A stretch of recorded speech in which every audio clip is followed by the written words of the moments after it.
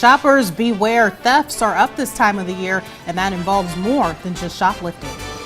Then Pizzagate and the very real consequences of a widely shared fake news story involving Hillary Clinton. WHBF is local for you. This is Local 4 News this morning. We've made it to Tuesday. Good morning. I'm Emily Scarlet. Thanks for watching Local 4 News this morning. And I'm James Sears. Holiday shopping is in full swing across the U.S. And while you're out finding that perfect gift, police recommend that you take some precautions to keep yourself and your information safe. Local 4's Greta Patrick joins us now in our newsroom. Good morning, Greta. What are police suggesting exactly? Well, good morning, Emily and James. Police are recommending paying close attention to your credit statements this time of year.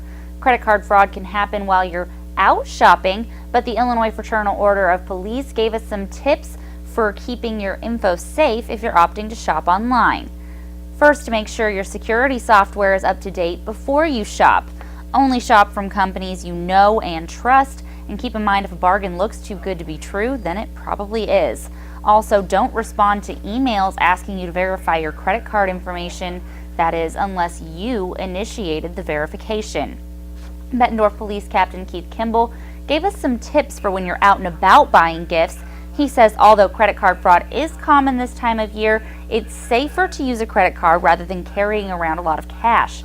Kimball also tells us since it's getting dark earlier, it's important to keep yourself safe from robberies outside of the stores. If, as far as lighting goes, park, where it's well lit. Also, always be aware of your surroundings. When you're getting in and out of your car, whether you're leaving to go shop or as you're returning, be aware of your surroundings and always have your keys in your hand ready to go if possible. Kimball also says it's not a good idea to keep shopping bags where people can see them, whether that's in your house or in your car. Even though it's the season of giving, it's best not to give thieves the chance to steal things you paid for. Greta Patrick, Local 4 News this morning.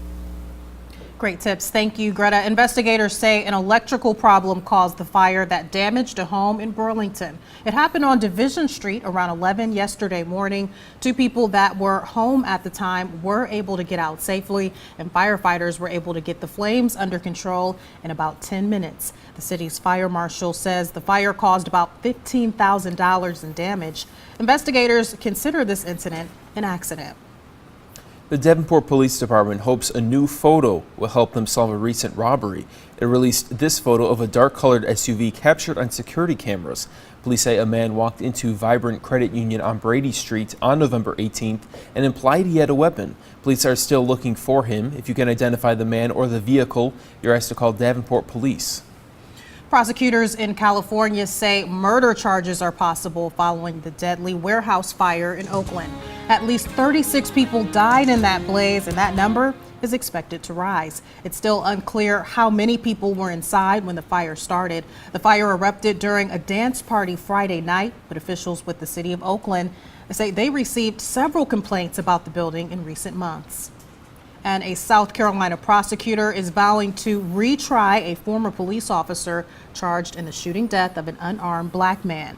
A judge declared a mistrial Monday in the case against Michael Slager after the jury reported they were deadlocked. The former North Charleston officer was captured on video last year shooting Walter Scott in the back multiple times as he was running away. Police in Washington, D.C. say an online conspiracy theory led a man to storm a pizza restaurant at gunpoint. Edgar Welch went into the Comet Ping Pong Sunday to confront its owner about an alleged child sex operation supposedly run out of the restaurant involving Hillary Clinton.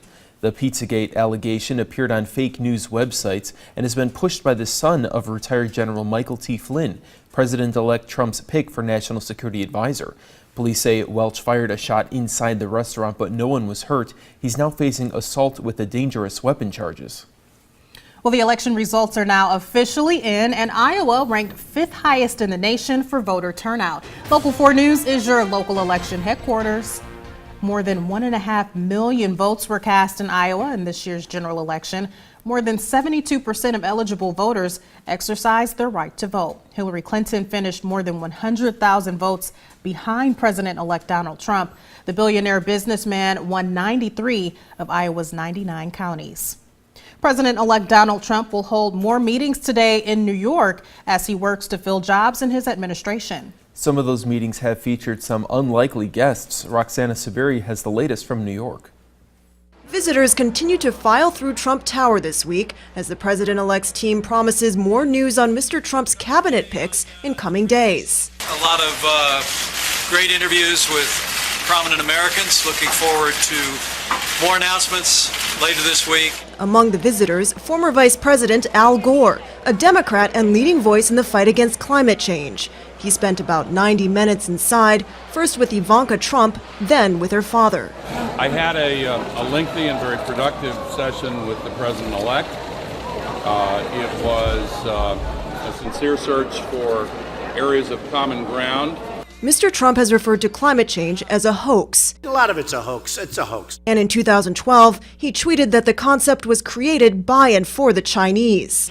But in an interview on MSNBC, Gore called his meeting with the president-elect an intelligent exchange and said Ivanka Trump is very concerned about the environment. But it's no secret that Ivanka Trump is very committed to having a climate policy that makes sense for our country and for our world. Mr. Trump is set to meet today with ExxonMobil CEO Rex Tillerson, reportedly one of a handful of candidates for Secretary of State, as well as Washington, D.C. Mayor Muriel Bowser. The president-elect will also hit the road again tonight, visiting North Carolina for what he calls his thank you tour.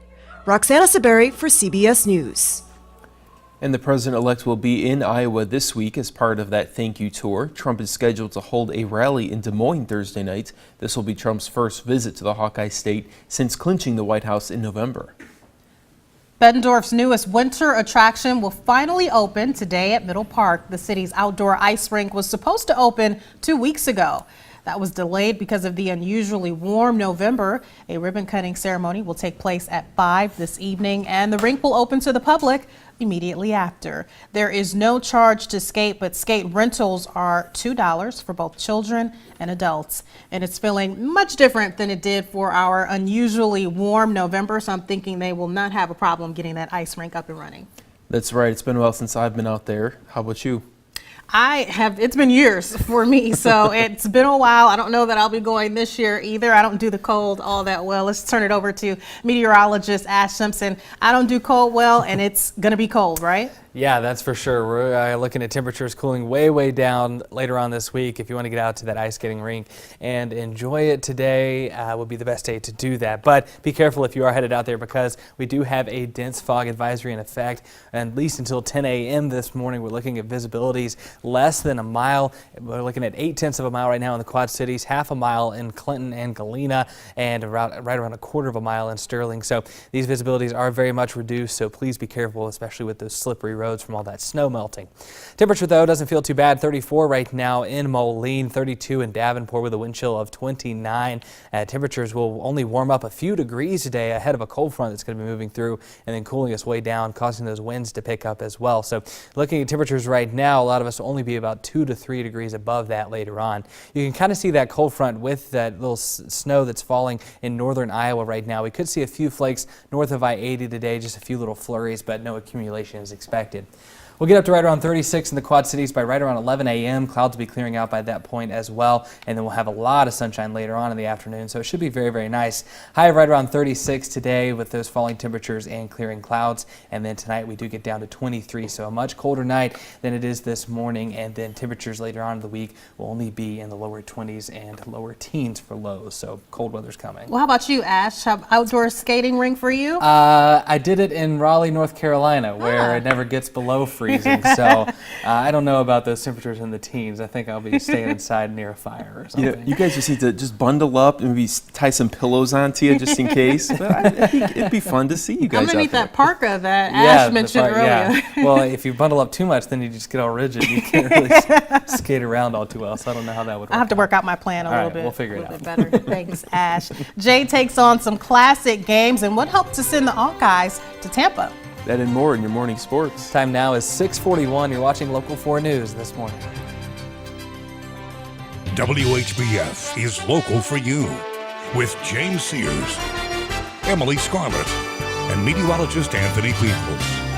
This is Local 4 News this morning in high definition.